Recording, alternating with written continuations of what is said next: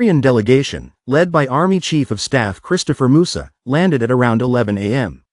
The delegation was welcomed by Niger's Chief of Staff, Brigadier General Musa Salabormo. After honoring the mission at Airbase 101, the two chiefs of staff had a tête-à-tête before heading off.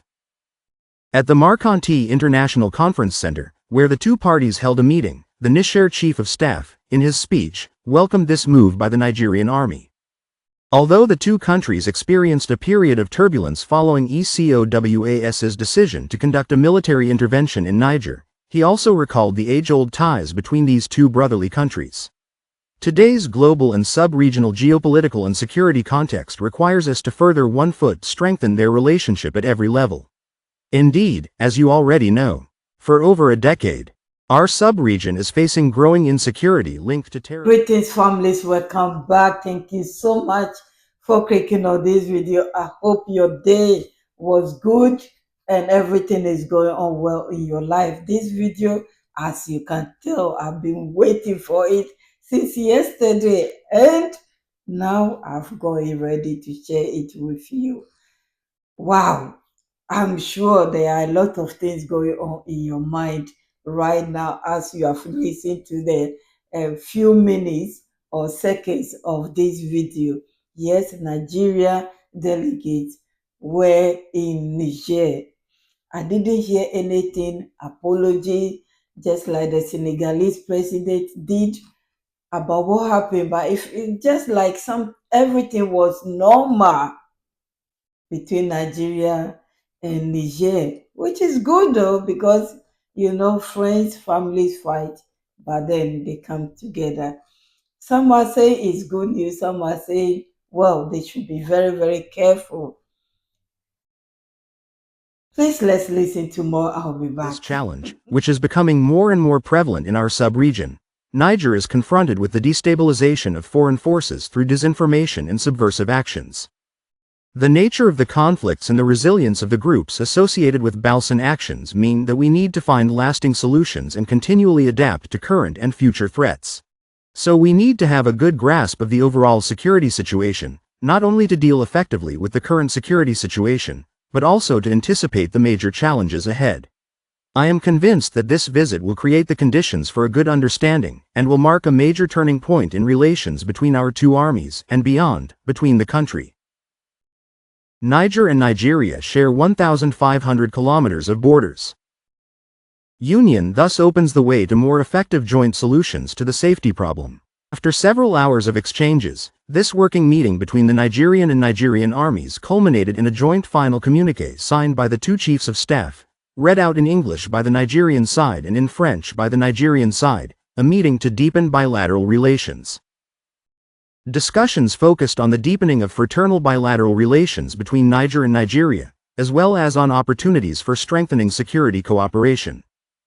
During the meeting, the two parties recognized the importance of sustained dialogue and collaboration in tackling common challenges.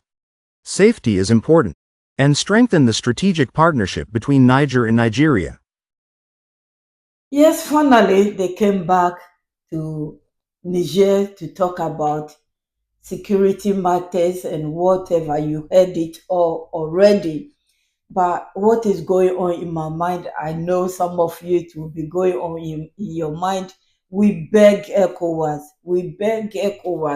and the rest to look into the eyes of Niger, Burkina Faso, Mali, the children, the women that are suffering. They put sanctions on them. I don't even think that they have removed the sanctions, but now, for security reasons, they came as security, but we know the reason why. Because according to news, ECOWAS is divided into half.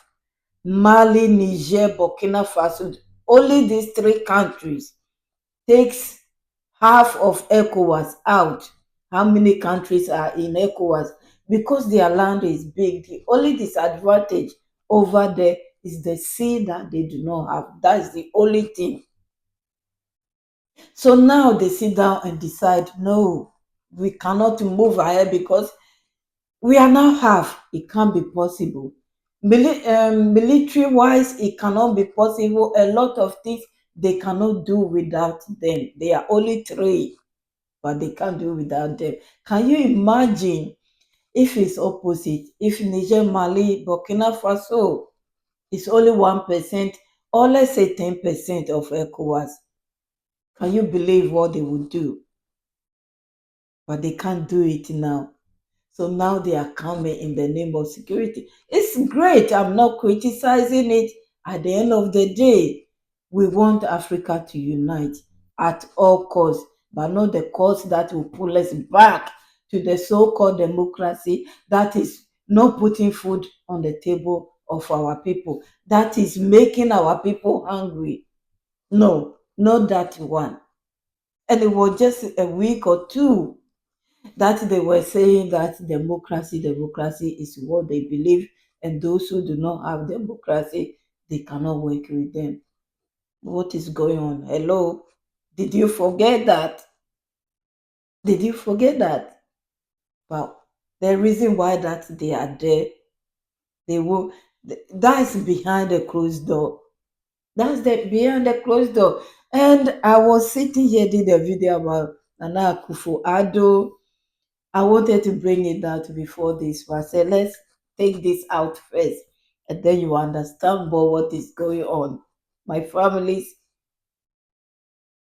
what we see is not what we are getting. There are a lot of things behind this meeting, but it is good. It is good that they came because now they understand they cannot do without their neighbors. They cannot do without their brothers and sisters.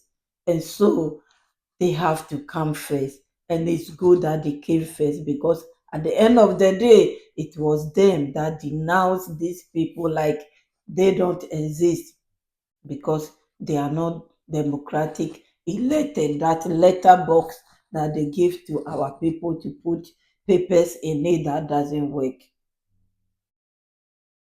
We are, I mean, we are witnessing something in our lifetime. This is history.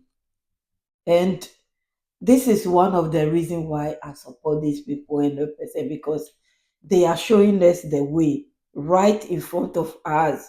They are telling us what we can do to liberate ourselves. They are telling us that if you stand firm and you don't shake, whatever you want, you will get it.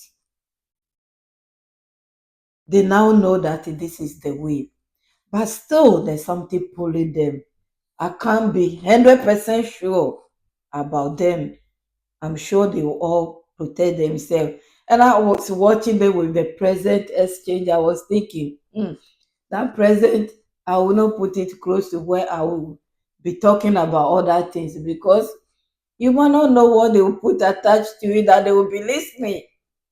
Not only them, but their masters as well. I don't trust this present government. That's all I can say because they still work with the people. And I don't trust even my own government because they work with them. And all I say on this channel is we are not against any country, but the leadership. The leadership, where they are going with our people, where they are going is what we are against. Now, they realize that these people are terrorizing the whole region and it will come to the end.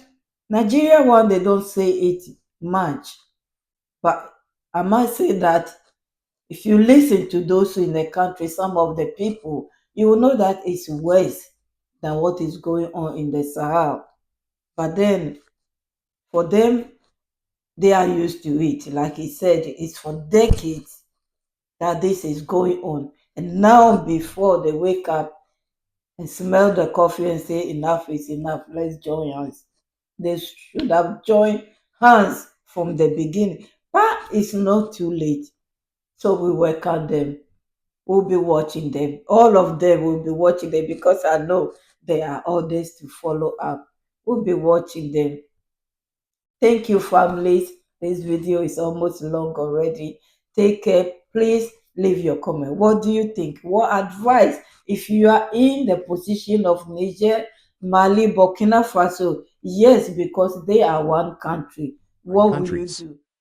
Niger's chief of staff has accepted his counterpart's invitation to travel to Abuja, Nigeria, where they will finalize the terms of their cooperation.